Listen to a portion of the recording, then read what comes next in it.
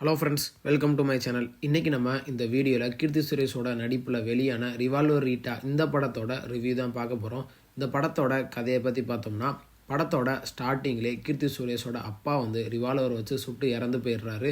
அதுக்கப்புறம் 18 வருஷம் கழித்து கீர்த்தி சுரேஷ் பாண்டிச்சேரியில் ஒரு ஃப்ரைடு சிக்கன் கம்பெனியில் வேலை பார்த்துட்ருக்காங்க. அப்போது ஒரு நாள் பாண்டிச்சேரியிலே பெரிய ரவுடியாக இருக்கிற டிராகுலா பாண்டியன் கீர்த்தி சுரேஷை வீட்டுக்கு போகிறாங்க. அங்கே கீர்த்தி சுரேஷும் ராதிகாவும் சேர்ந்து அந்த வில்லனை போட்டு தள்ளிடுறாங்க.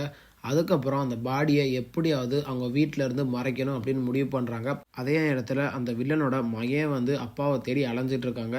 கடைசியில் கீர்த்தி சுரேஷ் இந்த பிரச்சனைலாம் இருந்து எப்படி தப்பிச்சாங்க, எதனால அவங்க அந்த வில்லனை கொலை பண்ணாங்க, எதனால அவங்க அப்பா இறந்து போனார், கடைசியில் கீர்த்தி சுரேஷ் அவங்க அப்பாவுக்கு பழி தீர்த்தாங்களா இல்லையா, கடைசியில் என்னாச்சு, இதுதான் இந்த படத்தோட மொத்த கதையே. படத்தோட பாசிட்டிவ்னு பார்த்தோம்னா, டைரக்டர் ஜே.கே. சந்துரு அவரோட ஒர்க்கை நல்லா கொண்டு போயிருக்காரு. ஒரு டார்க் காமெடி படத்துக்கு என்ன தேவையோ அதை ஸ்டார்டிங்லேருந்து எண்டு வரைக்குமே நல்லா விறுவிறுப்பாக எங்கேயும் குறை வைக்காமல் நல்லா கொண்டு போயிருக்காங்க. முக்கியமாக படத்தில் ஹீரோ நடித்த கீர்த்தி சுரேஷ் அவங்களோட ஒர்க்கை நல்லா பண்ணியிருக்காங்க. அதே மாதிரி காமெடி காட்சி எல்லாமே ராதிகாவும் கீர்த்தி சுரேஷும் சேர்ந்து பண்ணுற காட்சி எல்லாமே ஸ்டார்டிங்லேருந்து எண்டு வரைக்கும் சூப்பராக ரசிக்கிற மாதிரி இருந்துச்சு. படத்தில் நடித்த மற்ற எல்லா ஆக்டருமே அவங்களோட ஒர்க்கை சூப்பராக பண்ணியிருக்காங்க. வில்லன் ரோலை பற்றி நம்ம சொல்லவே தேவையில்லை. எதுக்குன்னா அந்த அளவுக்கு சுனில் அவரோட ஒர்க்கை சூப்பராக பண்ணியிருக்காரு.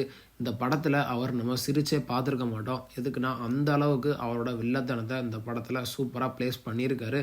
ஆனால் கடைசி கிளைமேக்ஸில் இந்த கண்ணை வச்சு சில இது பண்ணுறேன் அது பண்ணுறேன்னு கடைசியில் சுனிலே முடிச்சு விட்ருவாங்க. அதெல்லாம் நம்ம டேரக்டரை கொஞ்சம் அவாய்ட் பண்ணியிருக்கலாம். படத்தில் ஒர்க் பண்ண எல்லா டெக்னீஷியனுமே அவங்களோட ஒர்க்கை நல்லா பண்ணியிருக்காங்க. முக்கியமாக சினிமோட்டோகிராஃபர் அந்த கார் சேசின்லாம் சூப்பராக காமிச்சிருக்காரு. அடுத்த கடைசி கிளைமேக்ஸில் அந்த குடோனில் அந்த கன் ஃபைட் சீன்லாம் சூப்பராக காமிச்சிருக்காரு சினிமோட்டோகிராஃபர். படத்தோட மியூசிக்னு பார்த்தோம்னா, படத்தில் பெருசாக பாட்டுன்னு சொல்கிறதுக்கு ஒன்றும் இருக்காது. ஒரே ஒரு பாட்டு மட்டும்தான், அது அந்த கார் சேஸ்லேயே முடிச்சிடும். அதுக்கப்புறம் பேக்ரவுண்ட் ஸ்கோர் உண்மையிலேயே மியூசிக் டைரக்டர் சூப்பராக பண்ணியிருக்காரு. கடைசியில் கீர்த்தி சுரேஷ் அந்த ரிவால்வர் வச்சு வில்லனை போட்டு தள்ளுற மாதிரி ஒரு காட்சி இருக்கும். அதுக்கு அந்த டைட்டில் கார்டுக்கும் அந்த பிஜிஎம்க்கும் வேறு லெவலில் இருந்துச்சு. படத்தில் டைரக்டர் சந்துரு அவரோட ஒர்க்கை நல்லா கொண்டு போயிருக்காரு. படத்தில் காமெடி காட்சி எல்லாமே ரசிக்கிறாப்புல சூப்பராக இருந்துச்சு. இது பழைய காமெடி, இது புதுசு, அவுடேட்டடு அப்படின்னு எதுவும் சொல்கிற மாதிரி இல்லாமல் எல்லாத்தையுமே சூப்பராக தெளிவாக மக்களுக்கு கொண்டு போய் சூப்பராக சேர்த்துருக்கார் டைரக்டர்.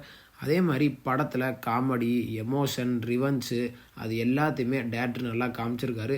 படத்தில் ஸ்டார்டிங்லேயே கர்மாயிசே பூமரங் அப்படின்னு போட்டு தான் ஸ்டார்ட் பண்ணுவாங்க. அதையும் கடைசி கிளைமேக்ஸில் அதுக்கு தகுந்த மாதிரியே கீர்த்தி சுரேஷ் வாயிலேருந்து ஒரு டைலாக் வரும். அதை வச்சு அப்படியே படத்தை முடித்து ரிவால்வர் ரீட்டா அப்படின்னு கடைசியில் ஒரு டைட்டில் மாதிரி போடுவாங்க.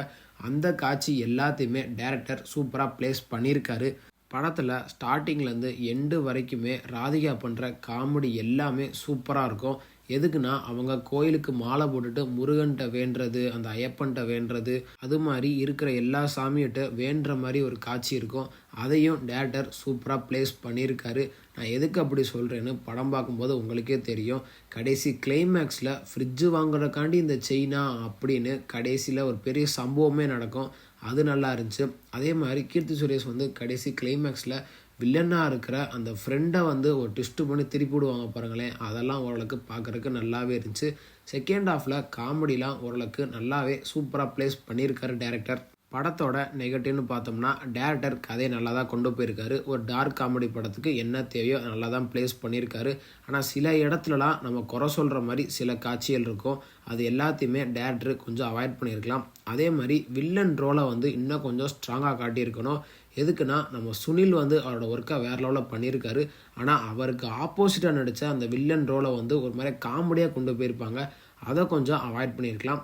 அதே மாதிரி படத்தில் அந்த பேட் வேர்ட்ஸ் காட்சியெல்லாம் கொஞ்சம் அதிகமாக இருக்கும். என்ன தான் பீப் பண்ணியிருந்தாலும் அது என்ன பேசுகிறாங்க அப்படின்னு நமக்கு புரிகிறாப்புல தான் டைரக்டர் வச்சுருக்காரு. அதையும் கொஞ்சம் டைரக்டர் அவாய்ட் பண்ணியிருக்கலாம். மற்றபடி இந்த படத்தில் பெருசாக சொல்கிறதுக்கு ஒன்றும் இல்லை. இந்த படத்தை தாராளமாக ஃபேமிலியோட வீக்கெண்டில் தேட்டரில் பார்த்து என்ஜாய் பண்ணுங்கள்.